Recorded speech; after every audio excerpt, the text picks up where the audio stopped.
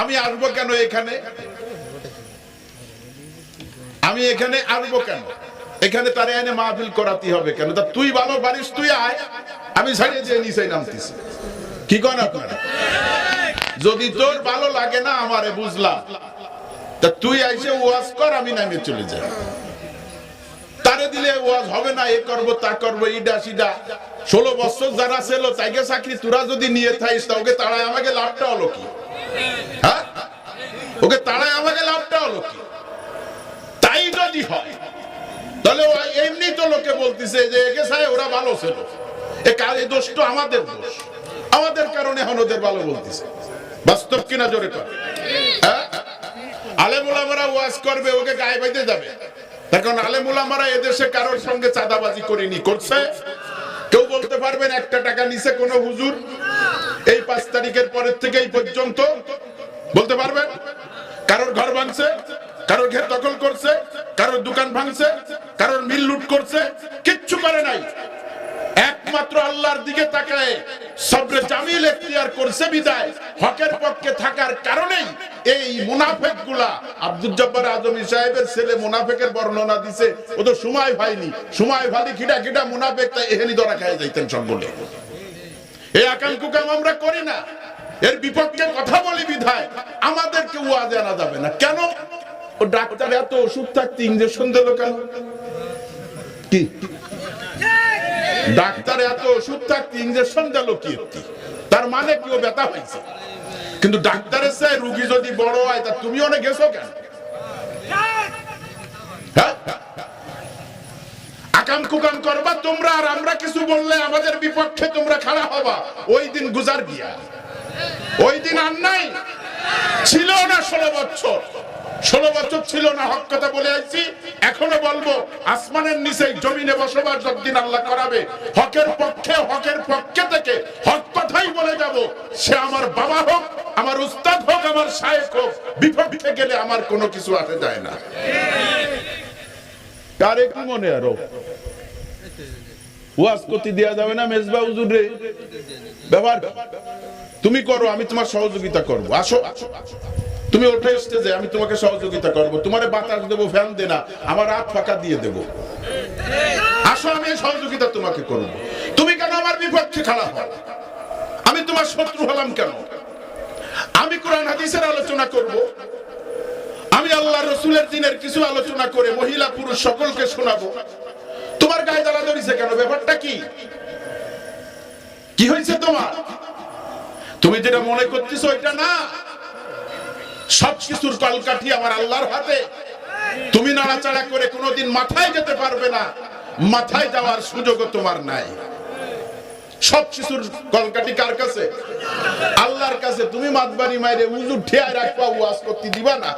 উজুর ঠিয়ায় রাখলি যে কি হয় তা মানসি ভালো হয়ে যায়, জানে কি জানে না। যত ঠেক দিবা তত দেখবা আগুন ধরবে, যাবে না। একটা কথা শুনে রাখেন, যারা এই ধরনের আওয়াজ মেজবা হুজুর আহলি ওয়াজ করতে দেব না, কারে কই ওয়াজ দিছে এরা? কারে কই ওয়াজ দিছে মানে? কারে কই ওয়াজ দিবে? তুমি একাম করে বেড়াইছো সারা জীবন, কারে কই করিছো? হক কাজ কি বলে, ভালো কাজের জন্য তোমার কাছে পারমিশন নিতে হবে। তুমি কোন গাছের কাজ করা, কোন খাতের মূল, তোমার কাছে পারমিশন দেব কেন? ভালো কাজ ওয়াজ নসিহত মসজিদে এলান হবে, মুসাল্লিরা সকলে থাকবে, আমরা একটা মাহফিল করব। আপনারা কি বলেন? আলহামদুলিল্লাহ, যুবকরা তোমরা করো, আমরা সহযোগিতা করব। এই তো হবে মুরব্বীদের কথা নাকি? এর মধ্যে আর কারে করতে হবে? কারে করতে হবে? কাউকে বলা যাবে না। মসজিদে এলান হবে, এই নামাজি ব্যক্তিরাই এই দিনের কাজের আঞ্জাম দেবে। তুমি ভাবলেন দিয়ে সারা বাগানে বসে দেখে গাঁজা টেনে বেড়াবা, বাবা বেঁচে বেড়াবা, আর ওয়াজ আমারে না করে দিছে কেন, অমুকরে না করে দিছে কেন, ওই কৈফাত দেওয়ার মতন হুজুর আমরা না। হয়তো নিজে ভালো আর না হয় ভালোদের বিপক্ষে কোনোদিন লড়াই করতে চায় না। আঙ্গুল কিন্তু আল্লাহর পক্ষ থেকে ফিরে আসবে, আল্লাহর পক্ষ থেকে আঙ্গুল ফিরে আসবে। যতদিন বেঁচে আছি, আল্লাহ যদি বাঁচায় রাখে, শয়তান আমার মামাতো ভাই খালাতো ভাই না, ও আমার শত্রু। মসজিদ ঘাটার মাহফিলে আমার স্টেজ উঠতে দেবে না। মসজিদ ঘাটার মাহফিল আমি সাতক্ষীরাতে মাহফিল করে আইসে উনি স্টেজে উঠেছি 11টার পর। এ নিয়ে আমাকে সেই ধরনের আওয়াজ দিচ্ছে। না না না, কুফা শামসু টাহা দেবে বাচ্চু, এ কুফাবে কিডা, শামসু টাহা দেবে কিডা, বাচ্চু। যারা এই মাহফিলের বিরোধিতা করে, কোরআন হাদিসের বিরোধিতা করে, আলেম ওলামার বিরোধিতা করে, ওদের আসমানের নিচে জমিনে থাকার ক্ষমতা নাই ওদের। হয়তো জমিন ছেড়ে বের হতে হবে আসমানের নিচের থেকে, না হয় তওবা করে আল্লাহর বান্দা হয়ে বসবাস করতে হবে। বিজাতির গোলামি আর দালালি করে আল্লাহর জমিনের পরে বসবাস করা যাবে না।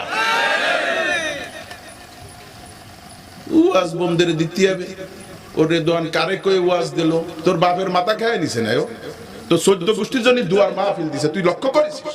এ তোর দ্বারা কয়বার দোয়া হয়ে থাকে, শয়তান তুই দাঁড়ায় পড়ে মুতিস আর গাঁজা খায় রাত্রি ঘুমোস, বিছান করে মুতিস।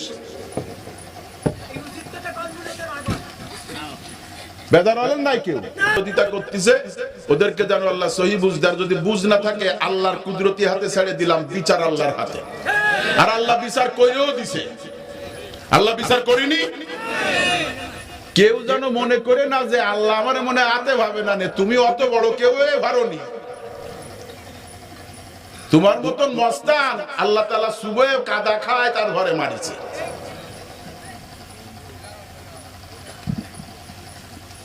ফিরাউনকে ফেল করে ফেলাইছে, ফিরাউন তো ইবলিসে ফেল করিল, তার কারণে ইবলিস কিন্তু খোদাই দাবি করিল না। ও বলেছিল আনা রাব্বুকুমুল আলা, আমি বড় খোদা। কে বলেছিল? ফিরাউন বলেছিল। আর ইবলিস কি কইছিল? উসজুদ লি আদম, আল্লাহ বলছে আদমকে সিজদা করো। ও কইছে না, আমি আগুনের তৈরি, ও মাটির তৈরি, আমারে জ্বালাই দিলি গতি থাকে ঊর্ধ্বের দিকে। মাটির তৈরি, এটা মাটি উপরের দিকে ফলাইলে গতি থাকে নিচের দিকে। এই ইবলিসের রোগে ধরিছে যে কয়টা মাহফিল বন্ধেরতে চায়, বুঝতে পারিছে? মেজবা হুজুরে ওয়াজ করতে দিলি ভোট কি ফাবানে, সামনে নির্বাচনে আল্লাহই জানে। ওরে আল্লাহ রে, এত আকাম করলি তোমাকে লোকে ভোট দেবে কেন? ঠিক তো আস্তে করছো, কেউ শুনে ফেলায় নাই বাড়াতে। হ্যাঁ, আকাম কুকাম আমি করছি নাকি?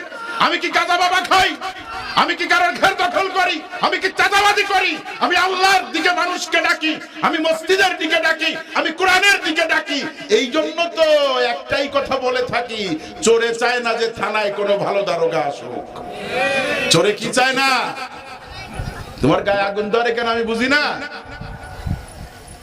আমাকে আমি ভোটের জন্য নির্বাচন, চেয়ারম্যানের জন্য নির্বাচন করি না, দায়িত্ব পালনের জন্য। ইন্নী জাইলুন ফিল আরদে খলিফা, আল্লাহ তাআলা প্রতিনিধি বানায় পাঠাইছে, আল্লাহ বানায় পাঠাইছে আমার। তুই ঠিক কথা ঠিক আছে কিনা? প্রতিনিধি কে বানাইছে?